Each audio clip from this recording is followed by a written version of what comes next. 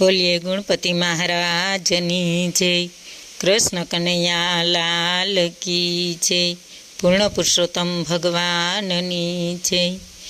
શ્રીમદ ભગવદ્ ગીતા અધ્યાય 9મો. 9મા અધ્યાયનો સારાંશ. જે મનુષ્યો નાસ્તિક છે તેઓ મને પામતા નથી, પણ સંસાર ચક્રમાં ફર્યા કરે છે.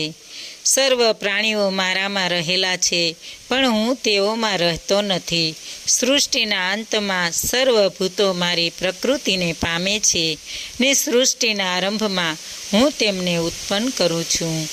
આ બધાને તેમના કર્મ અનુસાર રચું છું. દેવી પ્રકૃતિનો આશ્રય લેનાર ભક્તજનો અનન્ય ભાવથી મને ભજે છે. હું જગતને ધારણ પોષણ કરનાર, કર્મનું ફળ દેનાર, તેમજ માતા પિતાને પિતામહ છું. પવિત્ર ઓમકાર તથા ઋગ્વેદ, સામવેદ ને યજુર્વેદ પણ હું જ છું. હું સૂર્ય રૂપે તપીને વરસાદ વરસાવું છું. હું અમૃત ને મૃત્યુ, સત ને અસત છું. કોઈ ભક્ત પ્રેમથી પત્ર, પુષ્પ, જળ, ફળ ઇત્યાદિ મને અર્પણ કરે છે, તે સર્વને હું સગુણ રૂપે પ્રગટ થઈને સ્વીકારું છું. તે મને પામે છે. આ અધ્યાયમાં ભગવાને શ્રદ્ધાવાન મનુષ્યનો મહિમા ગાયો છે. બોલો કૃષ્ણ કનૈયા લાલ કી છે. શ્રીમદ ભગવદ્ ગીતા અધ્યાય 9મો. રાજવિદ્યા રાજગૃહ યોગ. શ્રી કૃષ્ણએ અર્જુનને કહે છે, હે અર્જુન, તારા જેવા દોષ દ્રષ્ટિ વગરના ભક્તને ઉપાસના સાથેના જ્ઞાનને હું કહું છું, જે જ્ઞાનથી તારી મુક્તિ થશે. આ જ્ઞાન સર્વશ્રેષ્ઠ છે, ઘણું પવિત્ર છે, પ્રત્યક્ષ ફળ આપનારું છે ને ધર્મયુક્ત છે. તે સહેલાઈથી સાધ્ય થાય તેવું સુગમ અવિનાશી છે. સર્વવ્યાપક છતાં બધાથી જુદો. હે પરમ તપ, આ ધર્મમાં જેની શ્રદ્ધા ન હોય તે મને પામી શકતો નથી, ને સંસાર ચક્રમાં અટવાયા કરે છે.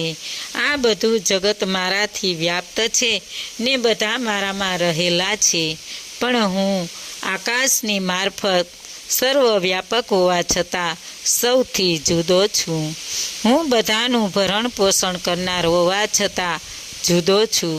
જેમ જીવ દેહને ધારણ કરે છે, પોષણ કરે છે, ને અભિમાની બની તે દેહમાં વાસ કરે છે, એવા પ્રાણીમાં હું નથી, કારણ કે હું અહંકાર વગરનો છું.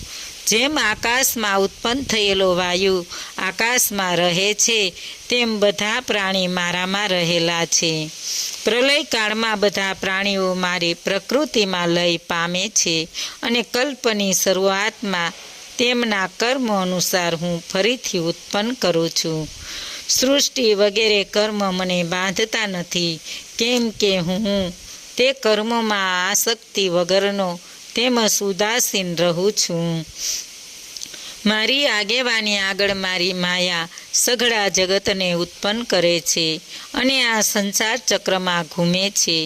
હું ભક્ત આધીન હોવાથી તેને માટે શરીર ધારણ કરું છું. અજ્ઞાની મનુષ્ય શરીર ધારણ કરતો હોવાથી મને તુચ્છ સમજે છે. અજ્ઞાની મનુષ્ય તામસીને આસુરી પ્રવૃત્તિને આધીન થઈ મારી ધૃણા કરે છે, અને એક રૂપે મારી ઉપાસના દેવી પ્રકૃતિનો આશ્રય લેનારા મને અનન્ય ચિત્ત દઈને નિત્ય ભજે છે, ને હંમેશા સ્તોત્રો, મંત્ર આદિથી કીર્તન, પૂજન, નમસ્કાર, ધ્યાન દ્વારા મારી સેવા કરે છે. કેટલાક મનુષ્ય જ્ઞાન યજ્ઞથી, કેટલાક મને એક રૂપે, તો કેટલાક મને અનેક રૂપે, તો કેટલાક મનુષ્યો દાસત્વ ભાવથી, ને કેટલાક બ્રહ્મ, રુદ્ર ને વગેરે સ્વરૂપે મારી સેવા કરે છે. બધામાં હું છું. યજ્ઞ દેવતા હું છું. પિતૃને અપાતી આહુતિ હું છું. મંત્ર, ઘી, અગ્નિને હોમેલું દ્રવ્ય હું છું. ગતિ, ભરતા, પ્રભુ, સાક્ષી, નિવાસ, શરણ, સુહદ, પ્રભાવ, પ્રલય સ્થાન, વિદ્યાન ને બીજ હું છું. આમ છતાં હું અવિનાશી છું. હું સૂર્યરૂપ બનીને તપું છું. વરસાદ વરસાવું છું, વરસાદ અટકાવું છું. જીવન મૃત્યુને અસત હું જ છું. જે 3 વેદ દ્વારા ઇન્દ્રાદિ રૂપથી મારું પૂજન કરીને યજ્ઞ શેષ સોમરસ પીનારા ને પાપવાળા બનીને સ્વર્ગને ઈચ્છે છે, તે મનુષ્યો પુણ્યના ફળ સ્વરૂપે ઇન્દ્રલોકમાં જઈને સ્વર્ગ સુખ મેળવે છે ને પુણ્ય પૂરું થતાં મનુષ્યલોકમાં આવે છે. તે 3 વેદમાં કહેવાયેલા ધર્મ અનુસાર ચાલી આવાગમન પ્રાપ્ત કરે છે. છતાં જે મનુષ્ય નિષ્કામ યોગક્ષેમનોને અનન્ય ભાવે મને ઉપાસે છે, તેનો ભાર હું વહન કરું છું. બધા યજ્ઞનો સ્વામી હું જ છું. હે અર્જુન, જે ભક્ત શ્રદ્ધાપૂર્વક બીજા દેવતાઓને પૂજે છે, તેઓ આડકતરી રીતે મને પૂજે છે, કેમ કે બધા યજ્ઞનો ભોગતા સ્વામી હું જ છું. દેવતાઓને પૂજનારા દેવતાઓને પામે છે, પિતૃઓને પૂજનારા પિતૃઓને પામે છે, ભૂતોને પૂજનારા ભૂતોને પામે છે, તેમ મારા ભક્ત મને પામે છે. મારા જે ભક્તો છે તેનો પુનઃજન્મ નથી. હે અર્જુન, તું કંઈ પણ કર્મ કરે એ બધું મને અર્પણ કર. આથી કરીને તું કર્મ બંધનથી મુક્ત થઈ જશે અને મને પામશે. હું બધા પ્રાણીઓમાં એક સરખા રૂપથી રહેલો છું. મને કોઈ પ્રિય નથી કે નથી કોઈ અપ્રિય. છતાં જે ભક્ત મારું ભજન કરે છે તે મારામાં છે અને હું તેનામાં છું. જે મનુષ્ય ઘણો દુરાચારી કે પાપી હોવા છતાં બીજાને ભજવાને બદલે મને ભજે છે, તેને ઉત્તમ ગણો, કેમ કે તેનો નિશ્ચય ઉત્તમ છે. મારો ભક્ત નાશ પામતો નથી. હે અર્જુન, મારો ભક્ત ક્યારેય નાશ પામતો નથી. સ્ત્રી, વેશ્ય, શૂદ્ર, અત્યંત આ બધા મારી સેવા કરે છે. કરવાથી પરમપદને પ્રાપ્ત કરી શકે છે. તો પછી પવિત્ર બ્રાહ્મણ, ક્ષત્રિય કે ભક્તો મારું ભજન કરવાથી નિશ્ચય જ પરમપદને પામે છે.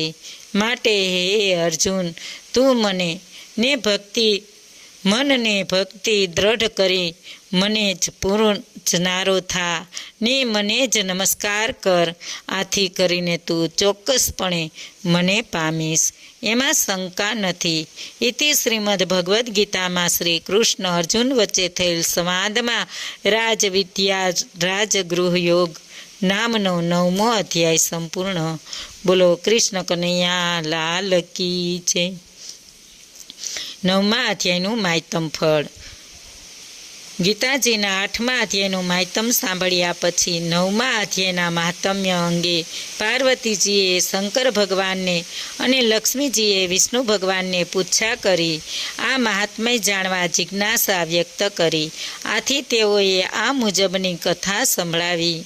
નર્મદા તટે મહિષ્મતી નામની નગરીમાં માધવ નામે વિદ્વાન બ્રાહ્મણ રહેતો હતો. એક વખત તેને યજ્ઞ કરવાનો વિચાર થયો. આ યજ્ઞના હેતુ માટે એક બકરો લઈ આવ્યો. આ બકરાને વાચા ફૂટી અને તે બ્રાહ્મણને કહેવા લાગ્યો, સ્વર્ગ સુખ મેળવવાની ઈચ્છાથી તમે મારો વધ કરવા માગો છો. આ ક્ષણિક સુખ કરતાં મોક્ષ પ્રાપ્ત કરવાના પ્રયત્ન કરો. હું મારા ગત જન્મની વાત તમને કહું છું, તે સાંભળો. હું કેટલાક જન્મો પહેલાં બ્રાહ્મણ હતો. મારે એક દીકરો હતો. તે માંદો પડતા દીકરાને સારું થાય તે હેતુથી માતાજીના મંદિરમાં મેં એક બકરો ચડાવ્યો. આથી મારો દીકરો તો સાજો થઈ ગયો, પણ આ પાપી કૃત્યથી હું અનેક યોનિમાં ભટકી આજે બકરો થયો છું. આ મારો જાત અનુભવ છે. જેથી તમે આ પાપ કૃત્ય ન કરો તો સારું. આ બકરાના જન્મ પહેલાં હું વાંદરો હતો. ગ્રહણના એક દિવસે એક રાજાએ એક બ્રાહ્મણને દાન આપતા બ્રાહ્મણે આ દાન સ્વીકારતા બીજા બ્રાહ્મણે તે બ્રાહ્મણને કહ્યું કે ગ્રહણના દિવસે દાન લેવું એક મહાપાપ છે. આ હું બાજુના ઝાડ પર બેઠો બેઠો સાંભળતો હતો. આ બ્રાહ્મણે પ્રત્યુત્તર આપ્યો કે હું દાન શરીરના નિર્વાહ અર્થે લઉં છું. હું દરરોજ ગીતાજીના 9મા અધ્યાયનો પાઠ કરતો રહું છું, જેથી મારા બધા જ પાપોનો નાશ થાય છે. આમ કહી બકરો બ્રાહ્મણને ઉદ્દેશીને કહે છે કે ગીતાજીના 9મા અધ્યાયનો પાઠ કરવાથી તમારો ને મારો બંનેનો ઉદ્ધાર થશે. બ્રાહ્મણને આ યોગ્ય લાગ્યું અને તેણે 9મા અધ્યાયનો પાઠ બકરાને કહી સંભળાવ્યો. આ સાંભળવાથી બકરો પશુ યોનિમાંથી છુટકારો પામ્યો. બ્રાહ્મણ પણ આ 9મા અધ્યાયનો નિયમિત પાઠ કરવાથી મૃત્યુ થતાં વિષ્ણુલોક પામ્યો. બોલો કૃષ્ણ કનૈયા લાલ કી જય. પૂર્ણ પુરુષોત્તમ ભગવાનની જય. આજનું ભાવપુષ્પ શ્રી કૃષ્ણ અર્પણ.